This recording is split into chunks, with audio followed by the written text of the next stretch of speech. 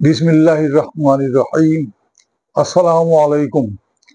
প্রিয় ছাত্রছাত্রীরা, তোমাদের সাথে আমি আবার গুলবাহার স্যার হাজির হলাম আজকে একটি ভালো ভিডিও নিয়ে।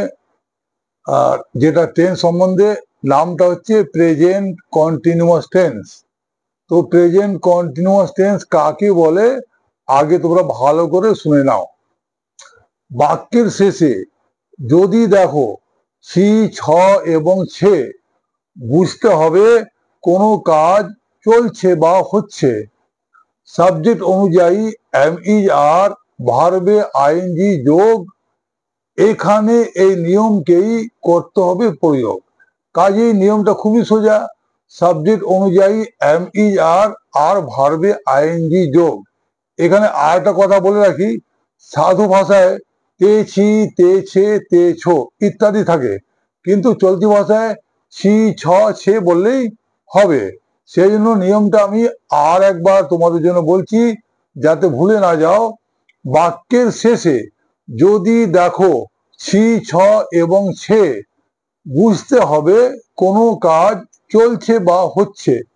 সাবজেক্ট অনুযায়ী এম ইজ আর, ভার্বে আইএনজি যোগ, এখানে এই নিয়মকেই করতে হবে প্রয়োগ। তাহলে বুঝতে পারছো তোমরা?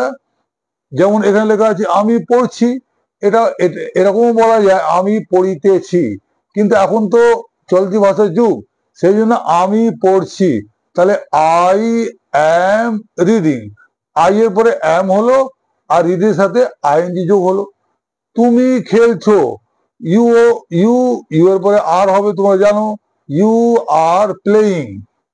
সে হাসছে, সে হাসছে, তাহলে আমরা বলবো হি ইজ, আর হাসা ইংরেজি লাফ, ওর সাথে আমরা আইএনজি যোগ করলাম, হি ইজ লাফিং। তাহলে বুঝতে পারছো যে এর নিয়মটা খুবই সোজা। সাবজেক্টের পরে এম ইজ আর দিতে ভুলবে না, আর প্রত্যেকটা ভার্বের শেষে আইএনজি যোগ করতেই হবে। তবে এখানে আরেকটা জিনিস তোমাদেরকে আমি বলতে চাই, যে আইএনজি যোগ করার সময় একটা কথা খুব ভালো করে খেয়াল রাখবে। যেমন এখানে পেয়ে পাচ্ছ রান, ব্যাট, ক্লাব, হাততালি দেওয়া বা করতালি দেওয়া, কোয়ারেল ঝগড়া করা। তোমরা খেয়াল রাখবে যদি ভার্বটা তিনটে অক্ষরের হয়, তাহলে মাঝখানে যদি ভাওয়েল দেখো এবং দুই পাশে কনসোনেন্ট দেখো, তাহলে শেষ অক্ষরটা আইএনজি যোগ করার সময় শেষ অক্ষরটা ডবল হয়ে যাবে। যেমন রান আছে, তো এবার আইএনজি আমরা যদি যোগ করবো রানের সাথে, তো ওটা হবে রানিং, আর U N run, R U N run, ING যখন যোগ করবে প্লাস আইএনজি, তাহলে এটা হবে রানিং, আর ইউ ডবল এন, এনটা ডবল হয়ে যাবে, R U double N ING, running.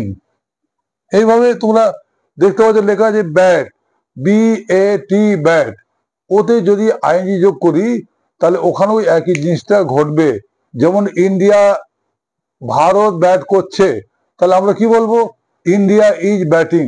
তখন ব্যাট বানানটা বি এ টি ব্যাট, কিন্তু আইএনজি যোগ করার সময় B A double T I N G, কারণ মাঝখানে ভাওয়েল আছে আর দুপাশে কনসোনেন্ট বি এবং টি। ঠিক অনুভাবে দেখো ক্লাব, এখানে চারটে অক্ষর আছে, সি এল এ পি। চারটে অক্ষর থাকলে ঘাবড়াবার কোনো দরকার নেই। আমরা সব সময় শেষের দিক থেকে তিনটে ধরবো, C L A P. L A P মধ্যে দেখতে পাচ্ছি যে মাঝখানে এ আছে, আর এল আর পিটা হলো কনসোনেন্ট। কাজেই এখানে ক্লাবের সাথে আইএনজি যোগ করার সময় আমরা লিখবো C L A double P I N G. এবার আরেকটা ওয়ার্ড দেখো, কোয়ারেল।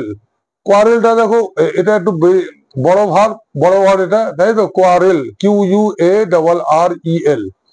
আমরা লাস্ট তিনটে অক্ষর দেখি, আর ই এল। তো আর ই এল মধ্যে ইটা হলো ভাওয়েল, আর আর এবং এলটা হলো কনসোনেন্ট।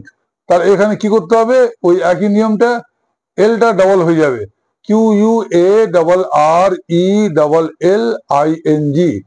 ট্রান্সলেশন করার সময় অনেক ছাত্র ছাত্রীরা কখন ডাবল হবে, কখন এটা অক্ষর বাদ যাবে, প্রায় ভুল করে দেয়। তো এবার আমি এটা তো বুঝতে পেরেছো যে কখন অক্ষরটা ডাবল হবে। আর একবার বলছি, শেষ তিনটে অক্ষর বা বড় অক্ষরের শেষ তিনটে অক্ষরের মধ্যে যদি আমরা দেখি মাঝখানে ভাবেল আর দুই পাশে কনসোনেন্ট আইএনজি যোগ করার সময়, তখন আমরা অবশ্যই শেষ অক্ষরটাকে ডাবল করে দেবো। কেমন? এবারে যেমন ডাবল হয় তেমন একটা অক্ষর মাঝে মাঝে বাদও যায়, সেটা একেবারে সোজা। এটার জন্য খেয়াল রাখবে, যদি কোনো ভার্বের শেষ অক্ষর ই থাকে, শেষ অক্ষর ই থাকে, তাহলে আইএনজি যোগ করার সময় ওই ইটাকে আমরা ড্রপ করে দেবো, অর্থাৎ বাদ দিয়ে দেবো। যেমন COME কাম, যেমন আমার বন্ধু আসছে, আমরা বলো মাই ফ্রেন্ড ইজ কামিং। তা কামের বানানটা কি হবে? COMEING না, ইটা বাদ যাবে, তখন হবে COMING, কামিং। এবার রাইট, WRITE, রাইট, আমি একটি চিঠি লিখছি, I am writing a letter. কিন্তু রাইটের মধ্যে লক্ষ্য করো ওখানে শেষে ই আছে, হ্যাঁ, WRITE, অতএব ওটা আমরা বলবো যে WRITING, রাইটিং।